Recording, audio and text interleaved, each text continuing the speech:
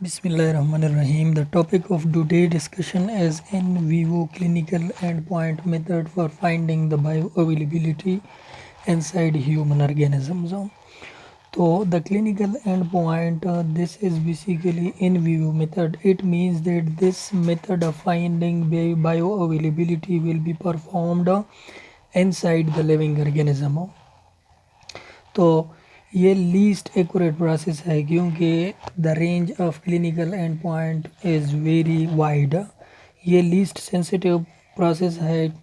Least sensitive इसलिए है कि बायो अवेलेबिलिटी जो है ये डिफरेंट केमिकल्स की डिफरेंट होती है और डिपेंड करती है सीवियरिटी ऑफ द डिज़ीज़ पर भी ये डिपेंड करता है। और ये दो मुख्तलिफ़ फार्मूलेशन के माबेन से sensitivity to the end point of clinical so ये बहुत वेरी कर जाता है और ये हमारे पास फिक्स नहीं होता। तो ये एंड पॉइंट हमारे पास जो रिज़ल्ट होता है वो 100% एक्यूरेट नहीं होता। तो ये मोस्ट वेरिएबल मेथड है। तो मोस्ट वेरिएबल का मतलब है इससे अगर हम कंसंट्रेशन ऑफ ड्रग फाइंड कर दें कि ब्लड के अंदर इतना कंसंट्रेशन में है, या फॉर एग्जांपल ब्लड में तो ये फाइंड भी नहीं कर सकते, ये हम फाइंड करते हैं वहाँ पर जहाँ पर लोकल सिस्टम होता है, या ब्लड के अंदर फॉर एग्जांपल कोई डिजीज़ आ गई है या ब्लड क्लॉट हो गए तो उसका ब्लड क्लॉटिंग को मैक्सिमम थेरेप्यूटिक इफ़ेक्ट पर जाने तक जो ड्रग कंसंट्रेशन ज़रूरी होता है उसको हम कहते हैं क्लिनिकल एंड पॉइंट। तो this is the pharmacodynamic end point, it is continuous. What is the difference between clinical end point and pharmacodynamic end point? Pharmacodynamic endpoint, this is the continuous effect, therapeutic effect, and it measures the percentage of increasement in the therapy. So it is continuous process and it is needed that how much therapeutic efficacy is here when that much of the drug is administered। तो ये हमें ये बताता है कि अगर इतना drug आप लें तो उसका इफ़ेक्ट इतना आएगा, अगर ज़्यादा ड्रग लें तो उसका इफ़ेक्ट ज़्यादा आएगा। ये हमारे पास फार्माकोडायनामिक एंड पॉइंट ये हमें बताता है। और फार्माकोडायनामिक एंड पॉइंट में हमारे पास कंपैरेटिव स्टडी होती है, क्लिनिकल इफ़ेक्ट की कंपैरेटिव स्टडी होती है with the reference to concentration. For example हम देखते हैं कि कंसंट्रेशन 5 मिलीग्राम लिया जाए तो थेरेप्यूटिक इफ़ेक्ट कम होता है, कंसंट्रेशन 10 मिलीग्राम लिया जाए तो थेरेप्यूटिक एफिकेसी बढ़ती है, 15 लिया जाए तो उससे बढ़ती है, या 20 ली जाए तो टॉक्सिक पर जाती है। तो ये कंपैरेटिव क्लिनिकल इफ़ेक्ट हम इसमें फाइंड करते हैं। जबकि क्लिनिकल एंड पॉइंट में हम सिर्फ़ और सिर्फ वो कंसंट्रेशन लेते हैं कि जो काफ़ी होता है completely removal of disease.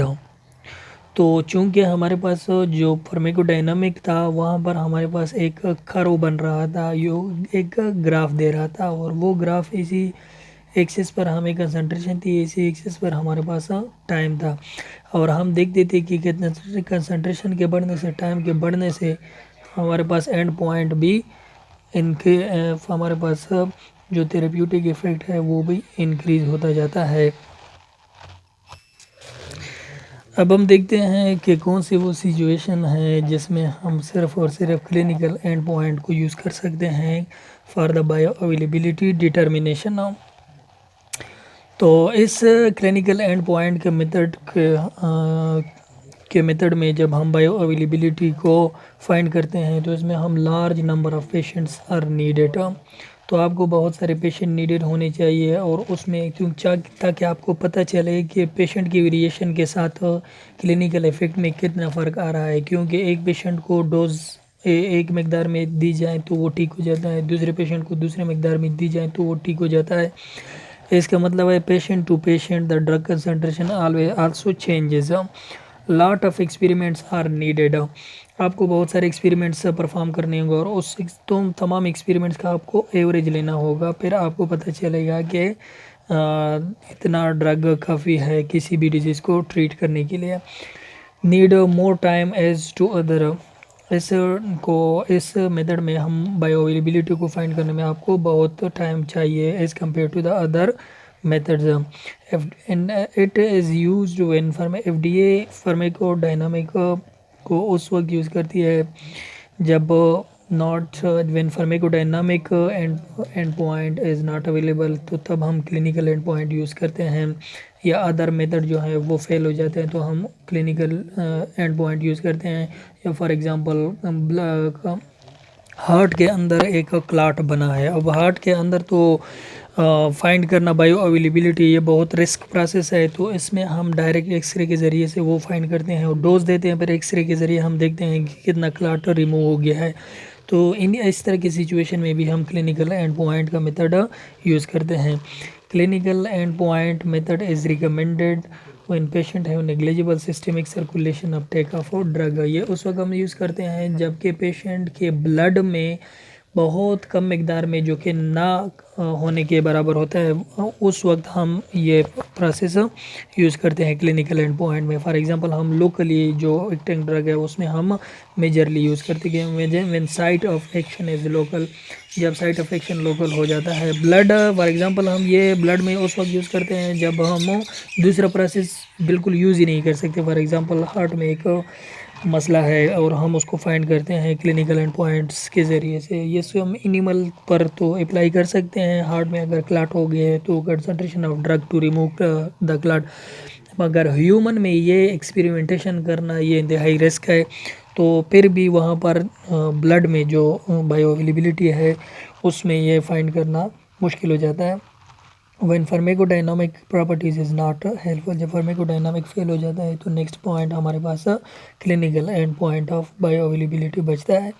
For example हम किस तरह देखते हैं कि क्लिनिकल एंड पॉइंट में हमारे पास फॉर एग्जांपल हम लेते हैं कि एक एंटी फंगल ड्रग है, वो हम टॉपिकली इस्तेमाल करते हैं कि एक्ने जो है, acne fungal, for example fungal acne है जो डिजीज़ है और उसमें धब्बे आ जाते हैं स्किन सरफेस पर। अब उसके लिए हम एंटी फंगल यूज़ करते हैं और हम देखते हैं कि कितना डोज हमने लिया, और ताकि उतना डोज हम फाइंड करें कि ये कंप्लीट इफ़ेक्ट ख़त्म हो जाए, तो वो सिर्फ हम और सिर्फ हम वो डोज कंसंट्रेशन लेते हैं क्लिनिकल एंड पॉइंट में।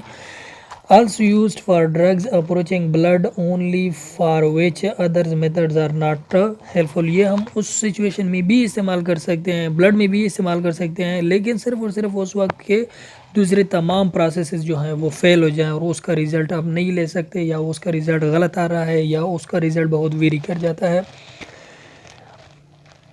इस प्रोसेस में ग्राफ हमारे पास नहीं आता, सिर्फ और सिर्फ एक कंसंट्रेशन हम लेते हैं। इस तरह तो नहीं लेते कि इस तरह कंसंट्रेशन की इंक्रीजमेंट के साथ थेरेप्यूटिक इफेक्ट किस तरह इंक्रीज आता है, जो हम यहाँ ग्राफ पर फार्माकोडायनामिक में पढ़ते हैं।